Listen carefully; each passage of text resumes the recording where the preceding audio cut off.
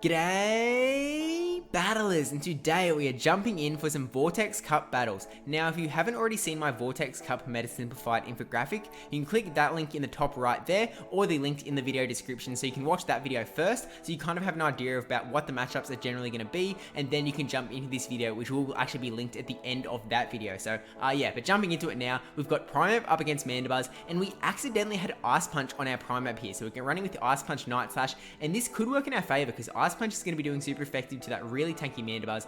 They actually swap out into Whiscash, and we have a lot of energy banked up on that Primap. So we decide to swap out into Mandibuzz. You might be going, okay, but Blizzard is going to do a lot of damage here, but Mandibuzz seriously can tank a Blizzard from Whiscash like pretty well. So we're not too worried, and we're not really going to shield at all. They did go for the Mud Bomb straight away, which is a bit of a strange move because I don't think they had enough energy to go for the Blizzard bait yet. So we kind of knew it was a Mud Bomb, but do hit us with the Blizzard there, and it actually does like a little bit more than I was hoping, but it still is able to tank it, and Mudshot is not doing much at all.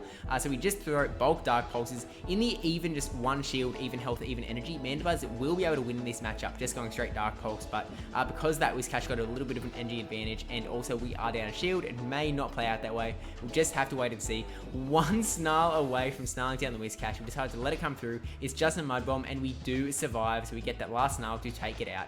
Now, we are still a little bit not in the clear yet because they still have both their shields remaining, so going for this foul play here, and I'm not actually sure if this was the best move because it is going to be resisted by the Dark typing on the other Mandibuzz. We swap into Primate now to throw these Ice Punches just in quick succession, try and get this energy off and burn those shields. Does go through, and then we get another one back to back, actually not quite back to back. They did get a Snarl snuck through, hoping that we could maybe leave a little bit of health so we could farm down. And we got one counter of farm, so not the worst thing, but not enough to be able to get to a charge move before Snowy Castform takes us out. Now, this is a bit of a rough spot because we are down 2 shields to 1. It means that we have to somehow get some charge moves onto the Mandibuzz instead of Frostlass. So I don't know the Snowy Castform count, so we decide to go for the Avalanche first to try and burn a shield. Then we have to burn one more shield and then land a Shadow Ball onto this Snowy Castform and hopefully catch a charge move onto the Mandibuzz in the back. They go straight for the Blizzard though, and that seriously does so much hurt. It means that they only have to go for an Ice Weather Ball, which is significantly cheaper of a charge move to go here. So we do get to this Shadow Ball first. So at this point we're like, okay, our only win condition is that we get this Shadow Ball through, they don't shield it, and unfortunately for us, they do burn that shield. So then we instant swap into Mandibuzz to try and catch a charge move, but even if we caught one there, Frostlass, there was no way that Frostlass was going to be able to get to a charge move before Castform was able to powder snow us down. So yeah, GG's on that one there. Going into game 2 though, and we're going to bring in these Wireless up against the Ninetales. Came to Ninetales. I'm always like trying to say lol the Ninetales straight away, but that is not the case here.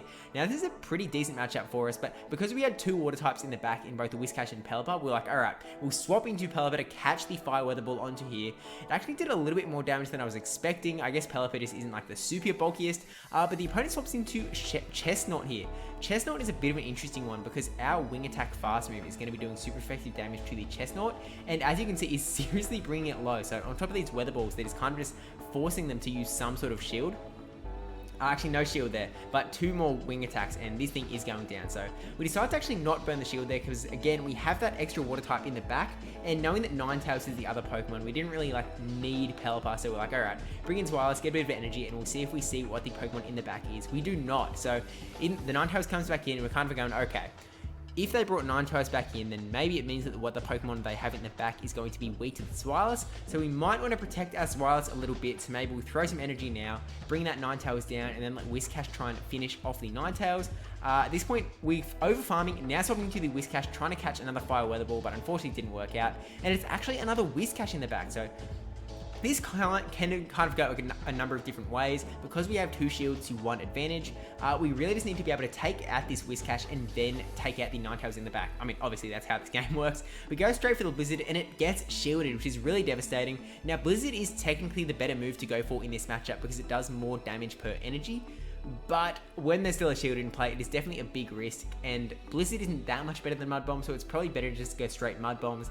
And at this point I was getting a bit worried, the energy was really stacking against us, so I think we just go, okay, maybe we should just like start throwing bulk Mud Bombs to try and like put as much damage onto this thing as possible, because I think 2 Mud Bombs is still going to do more damage than a Blizzard, because oh, actually, maybe it's about the same, but they actually swap into Ninetales to catch the Mud Bomb. At this point, I'm actually like, Okay, I think that actually works in our favor because we're going to take out the Ninetales, all of his energy gone, swap into Zweilous, get this Body Slam off, and it's not going to quite take out the Whiscash, but it's going to get it low enough that Whiscash is going to have to use its energy to take out this Zweilous.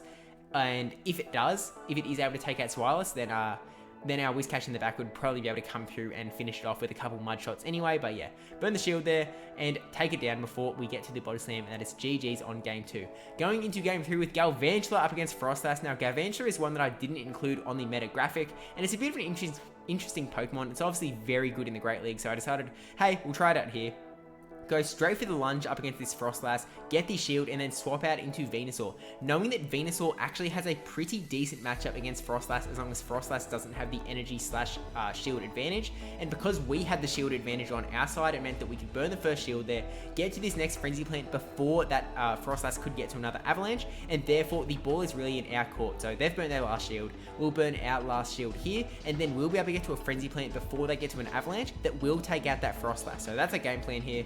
We're kind of wondering if there might be a swap out, and there is into Mandibuzz. We are switch locked here, so we're kind of going, alright, we better throw the Sludge Bomb, throw some energy, try and do a little bit of damage to this Mandibuzz, even though it's not going to do that much. Yeah, it does a little bit, and we're hoping we swap out into Galvantula. We were thinking, okay, we can go for the Sludge Bomb here, but then we were like, oh, may as well make our escape, because Sludge Bomb isn't that great of a move up against Mandibuzz, as we saw, so it was like, oh, may as well bring in Galvantula here. And it turns out that we're just using it as a pure sacrifice, eating up all of the energy from that Mandibuzz, not even getting that damage of Volt Switch through.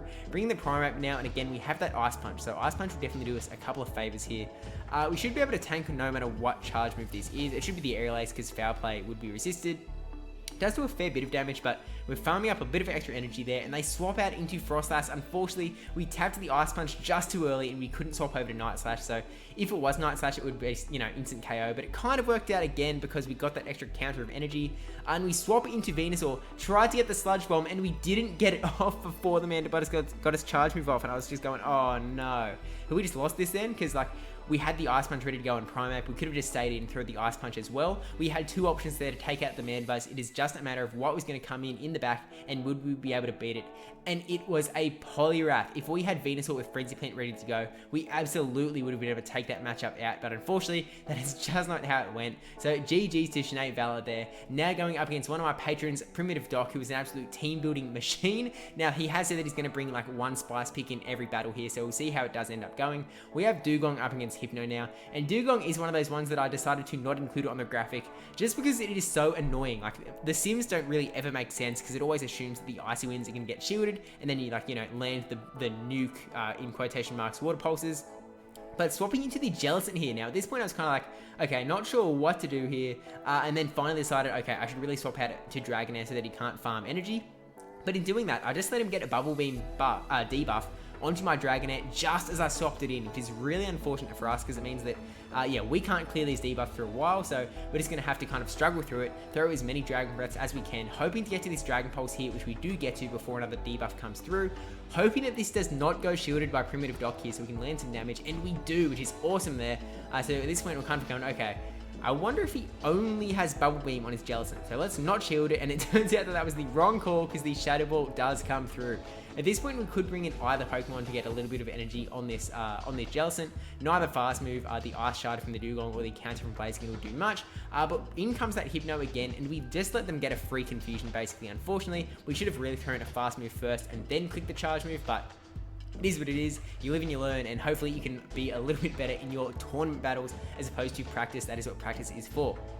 Getting an Icy Wind off onto the Hypno, at this point we're kind of like, okay, I still feel like I can farm down here, get an Icy Wind off onto whatever the Pokemon is in the back, and be in a pretty good spot with Blaziken. So Whiscash comes in, and I'm like, okay, they still have a shield on their side.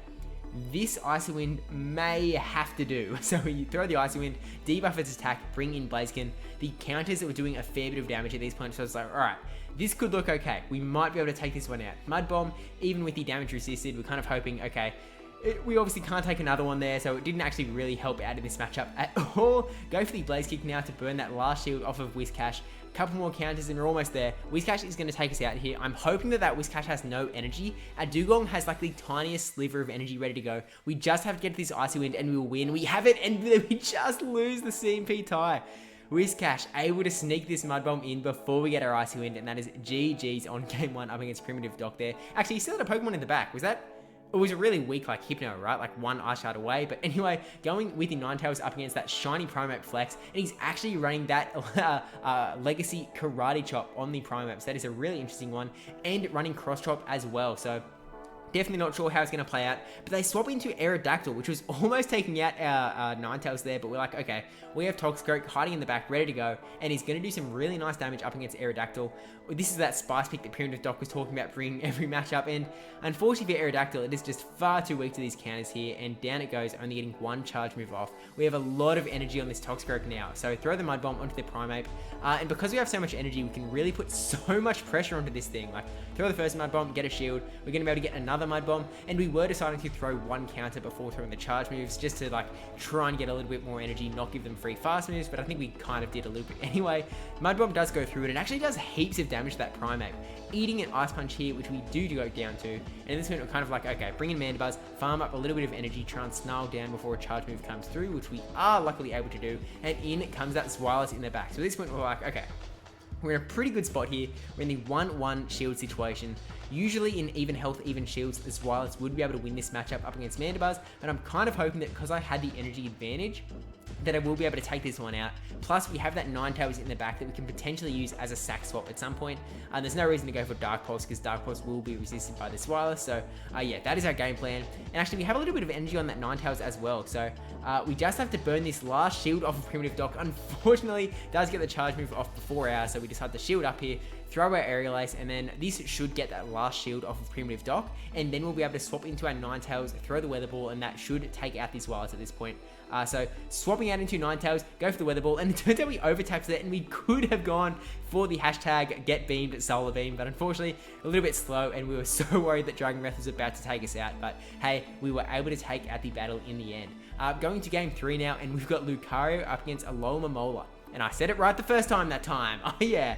But Alomomola, we have this Ferrothorn in the back that would be really good in this matchup, but we kind of don't want to just swap into it because we kind of figure that a counter would then swap in back. So we decided to bring in the Whiscash, and we actually get the defense debuff, which is so unlucky on our part. Really, you really never expect to see the defense debuff on your end, but when it comes through, it does come through. Now, in comes that Frostlass, and we're able to stack up a couple of Mud Bombs, but unfortunately, they get the Avalanche off before we get the Mud Bomb. So I'm like, okay, we still have both shields. We can burn a shield here, get this Mud Bomb off, and try and put a little bit of pressure. Maybe we can get to another Mud Bomb on this Frostlass. I was kind of hoping. And he actually burns these shields straight away. So at that point, I was like, all right, we just traded shields. That is pretty good when a Frostlass is in play because we really just want to drop those shields out of here. That is what we want when Frostlass is around. And has burned both shields now. Has a little bit of energy, so we're a bit worried. So we're going to bring in Lucario and hit Shadow Ball straight away. And we get it off before Frostlass can get his charge moves off, which is so fantastic for us because that means that like so much energy is just gone from PrimativeDoc's sides, which is really lucky for us. We swap into Ferrothorn, hoping that whatever was in the back was going to be a little bit weak to Ferrothorn as well. And it is the Dragonite, so Dragonite is not going to love these Thunders at all. It's not going to take it out though. And Dragonite is a pretty interesting pick as well, so this is like a bit of extra spice, although it is still ranked pretty highly on PvP Poke. Maybe I need to power one up, get one kind of going. I might have a Shadow lying around, but I'm not too sure. But we eat the Dragon Claw here, not going to do too much because of our Steel typing. Decide to farm up a bit of extra energy, not realizing that he was already at the next Dragon Claw, which is a bit unfortunate, but hey, it is what it is. And now we're like, okay, we need to get this Thunder onto the Dragonite, and then we need to get a Power Whip onto a Alomomola in the back. So let's hope we can do it. We get the Thunder through, a couple more Bullet Seeds before we get to the Power Whip. We decide, okay, there's going to be a charge move coming through. Way too scared here. Swapping to Lucario, trying to tank the charge move, and we do get the charge move coming through here. They decide to use it up there. Psychic takes us out, bringing the Ferrothorn, and in the nick of time, able to get this Bullet Seed off that will take out the Alomomola. And bada bing, bada, down it goes, and that is GG. So thank you to both of my opponents for the battles. Thank you for watching. Don't forget to like, comment, subscribe, especially that subscribe one. Thank you to my patrons and supporters over on Twitch. And yeah, again, if you haven't checked out the Meta Simplified infographic already, what are you doing? Go check it out. We've got a couple of insights in that video as well. And when I upload another video, I'll put that in the bottom slot as well there, so you can keep watching all the Vortex Cup action. And yeah, thanks for watching, and I'll see you in the next Vortex Cup video. Don't forget to subscribe. Oh, I left those on the whole time, didn't I?